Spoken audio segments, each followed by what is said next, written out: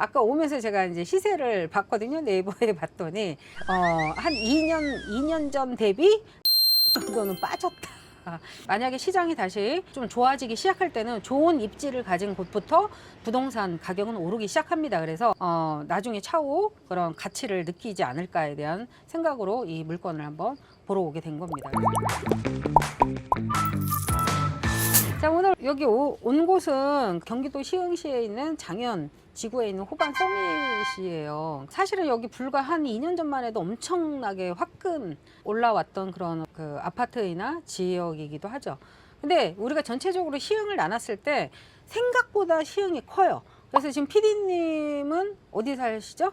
저는 목감 목감 사시죠? 네. 그래서 시흥 쪽에 목감 쪽에 사시는데 목감 쪽은 그래도 중부 생활권인데 시흥만 따놓고 이렇게 지도를 보면요. 위에 이제 북부 생활권이 있고 그다음에 가운데 껴있는 중부 생활권 있고 밑에 있는 남부 생활권이 있는데 지금 현재 우리 PD님이 살고 있는 목감지구나 여기 지금 이제 시흥시청 쪽에 있는 장현지구나 이쪽은 중부 생활권이에요. 중간에 있는 그 밑으로는 남부 생활권 쪽이 있는 데가 이제 옛날 구도심이 있는 정왕동 또는 이제 정왕동의 신도시급으로 들어있는 백옷도시가 이제 그쪽 그 남부 생활권에 껴있죠. 근데 이제 좀 기존의 구도심이 조금 더 큰 포지션을 차지고 있는 데가 이제 남부 생활권이고, 그 다음에 우리가 있는 지금 중부 생활권, 저 위쪽에 북부 생활권이 이제 어디냐면 은계지구라든지 은행동, 뭐 신천동 이런 데가 이제 그 위에 북부 생활권이에요. 지금 현재는 지금 개발이 계속 진행이 되고 있지만 우리가 이제 지금 시흥시청역이 개통이 돼서 지금 서해선도 움직이고 하고 있잖아요. 근데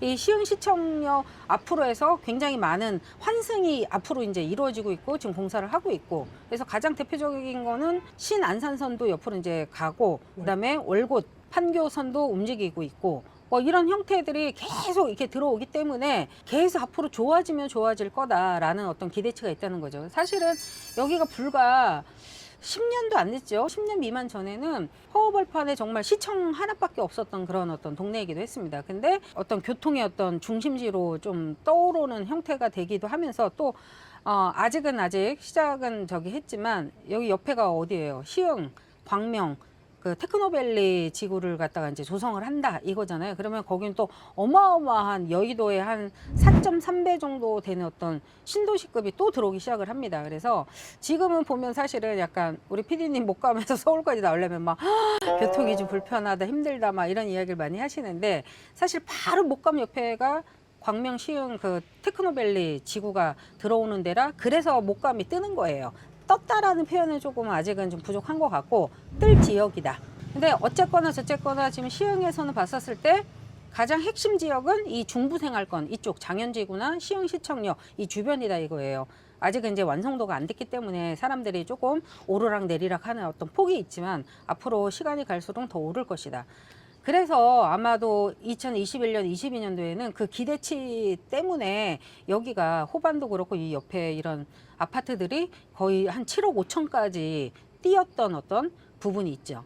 그때 제 아시는 우리 수강생분도 한 7억 5천대 팔고 이렇게 넘어오셨던 분이 있는데, 아까 오면서 제가 이제 시세를 봤거든요. 네이버에 봤더니 최근 실거래가가 5억 9천이 기도 하고 지금 뭐 싼 거는 5억 5천짜리도 있고 저층 같은 경우에는 뭐 이렇게 있더라고요. 그래서 한 2년 전 대비 한 2억 정도는 빠졌다.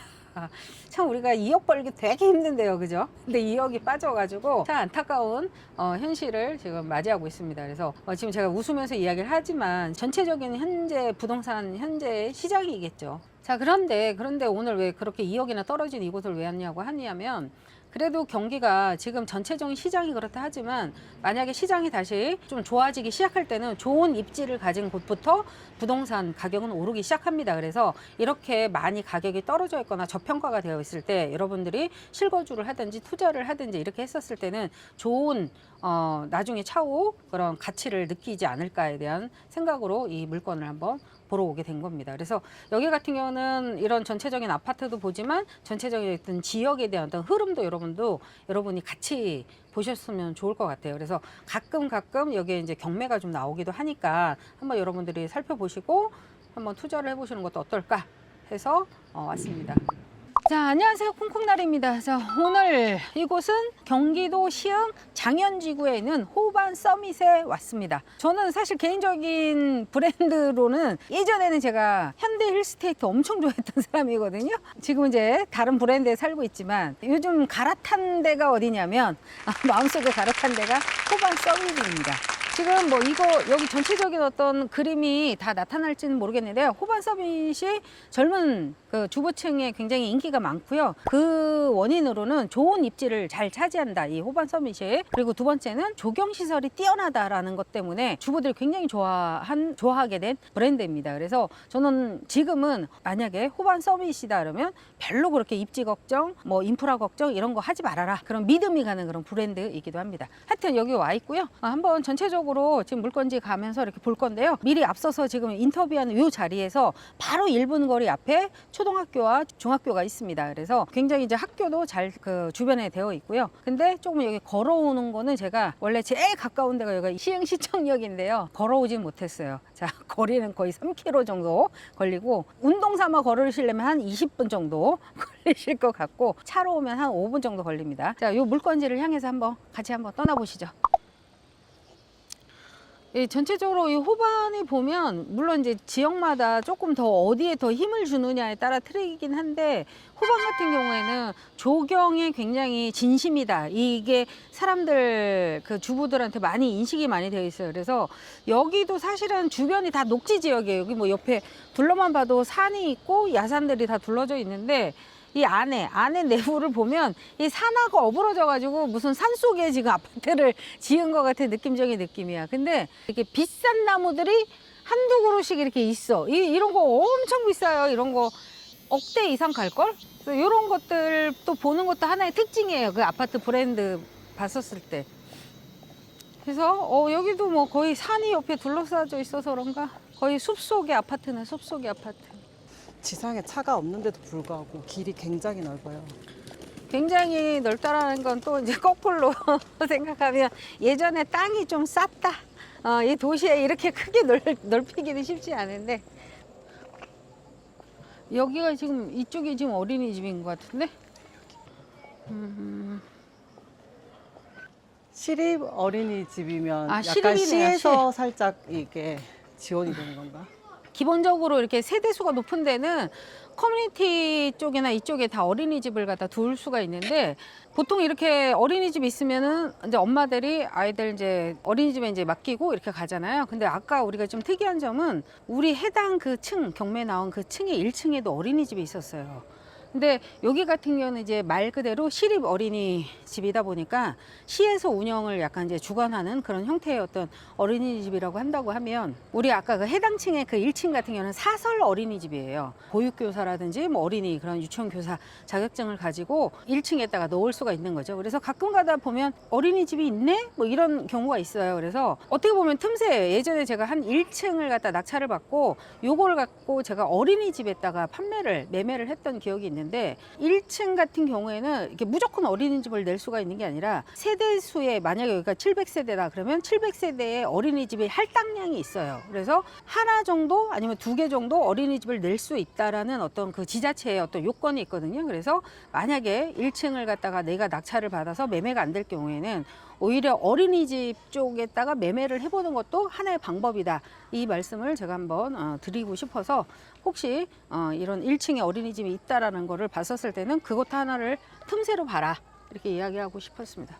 마무리 한번 해보도록 하겠습니다. 자, 요 물건 안산 지방법원이고요. 자, 2024 타경 72809입니다.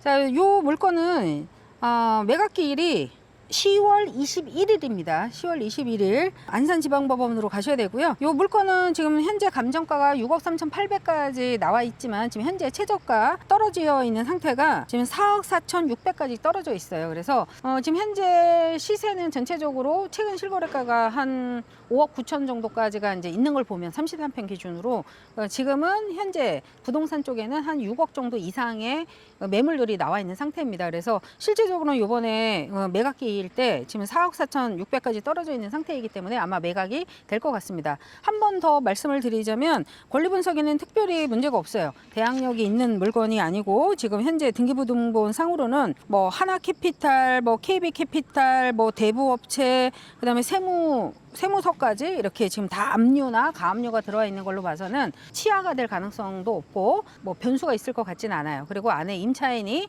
그 동거인으로 누군가 택배 온 것까지 저희가 확인은 했지만 특별히 대항력이 없기 때문에 명도의 어떤 대상, 그 문제 있는 대상은 되지 않을 것 같습니다. 그래서 요 물건 한번 직접 오셔가지고 한번 이 전체적인 그 동네 분위기도 보시고 아파트 분위기도 보시고 지금 봐서는 굉장히 쾌적합니다. 쾌적해서 신혼부부들이나 이런 분들이 살기에는 너무 좋을 것 같다라는 생각을 하면서 제가 여기서 마무리를 짓고 저는 다른 쪽으로 한번 가보도록 하겠습니다.